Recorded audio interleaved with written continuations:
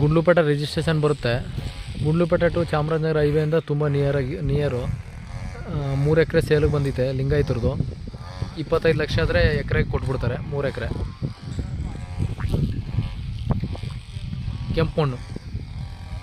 ಇದೇ ರೋಡ್ ತುಂಬ ಚೆನ್ನಾಗಿದೆ. 25 ಲಕ್ಷ ಆದರೆ ಎಕರೆಗೆ ಕೊಟ್ಬಿಡ್ತಾರೆ. 3 ಎಕರೆ.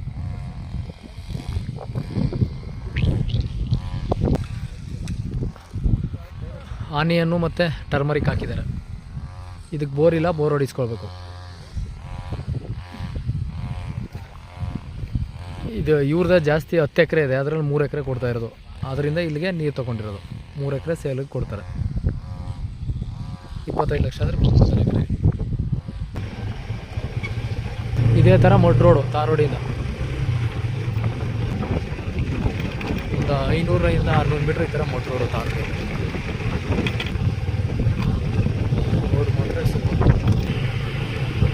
ಗುಂಡ್ಲುಪೇಟೆ ಚಾಮರಾಜನಗರ ಇವಾಗ ಜಸ್ಟ್ 3 ಕಿಲೋಮೀಟರ್. ಈ ತಾರ್ ರೋಡಿಂದ ಬರೀ 500 ಮೀಟ್ರ್ ಅಷ್ಟೇ.